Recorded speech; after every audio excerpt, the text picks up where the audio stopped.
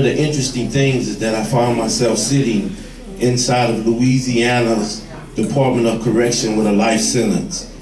And my teacher would always tell me, she would say, Mr. Reed, one day you're gonna wish you would have got this education. And the mailman would come around and he would say, Arthur Reed, he would give me a letter. I would look at the letter. I got a homeboy, he's from the St. Thomas, his name is Atiba Green. I would say, Tiba, read this. He said, why you can't read it? I said, my mama's handwriting is bad. He'd look at it, he'd laugh. He'd say, you're right, Slim, man, your mama can't write. My mama could write perfect. We was just two dummies that couldn't read that was in the system. So why is this so important to you for you to dedicate pretty much your whole life to spending time with these young people? I've lost so many people to gang violence and street violence, so and I was a big part of that particular culture, so I go back and try to, you know how they say you gotta go back and right your wrongs sometimes? That's what I try to do. I try to go back and right my wrongs because I know that I played a big part on what's going on in my community, so I definitely try to go back and just be a message of hope. When I went to prison, there was a man I grew up next door to. He was my next door neighbor. His name was Mr. Green. And every car that I would get, Mr. Green would come and look at it. Benz, whatever it was, he would come look at it. Boy, that's a nice car, Silky. Can I get in it? Yeah, go ahead, Mr. Green. Then Mr. Green would go off to work. But when I got to prison, my name was so well known, I was laying out. I didn't have to work in the fields too much. Youngsters would let me just push the broom down the walk. I was acting like I was working. They said, you know, you see the man coming, what? I say, act like I'm working, that's right. I was laying out. My mind, Mr. Green was on vacation. I said, boy, when Mr. Green come, because that's where he worked at, in prison, I said, I'm going to have it made. When Mr. Green came to work, he came to work with 5 of his homeboys behind him. They worked there too. They beat the hell out of me. Mr. Green snuck me first. And I said, Mr. Green, what's wrong with you? And he sat in my chest.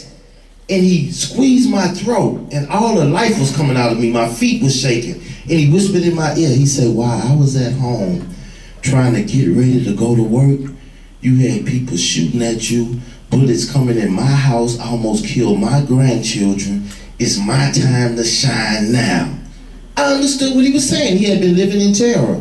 And now he was terrorizing me. They kill people in prison. They don't put it in the papers like they killed him. They say he was found hanging in himself. A young man that I was just dealing with, he always had a bad habit of wanting to fight the guards.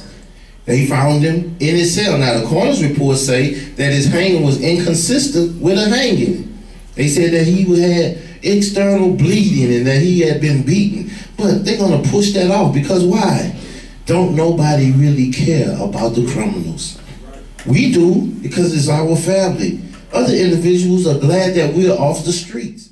What was the moment that you had this epiphany or this this recognition that, hey, you know, it's gotta stop?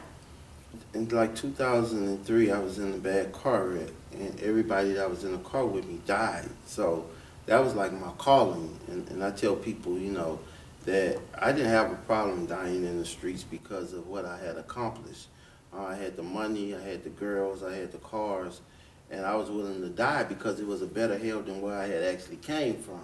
And once that car wreck happened, it let me know that the things that I had accomplished definitely were not worth dying for. It was God's calling from there, and I tell individuals that whenever you're in the gang or whenever you're in the street life, you have been taken out of your human form. You're a beast, and that's why we can kill each other the way that we do. I told people I could remember chasing some Bloods one day in Compton, and a dog ran across the street, and I swerved to keep from hitting the dog and ran into a telephone pole. And we got out the car mad as hell. Damn, they got away.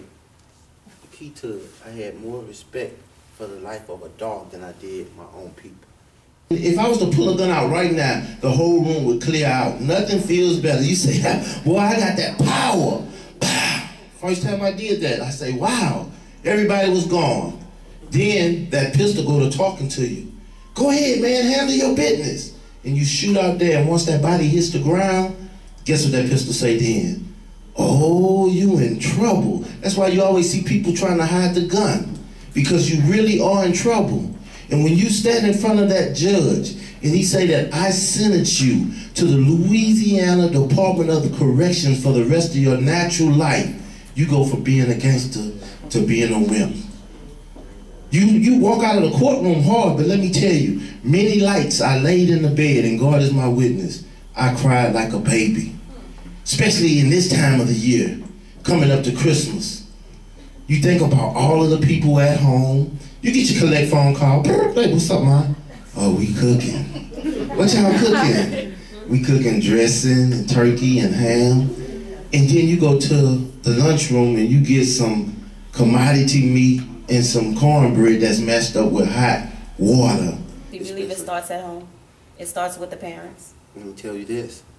I'm going to ask you this question. If a parent hasn't been taught, then how can a parent teach? They do what they know. That's right. I survived prison perfectly. I didn't get raped. I didn't get into a lot of fights. But let me tell you this.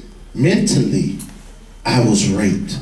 See, when you stand up and you're standing up and they walk into here and say, this is a search down, strip. And you have to take off your clothes and stand in front of someone naked. And then they got jokers in there that's really letting you know prison ain't the place to be. Hey, George, give me the flashlight. Turn around, Reed. Bust it back for me. Cough.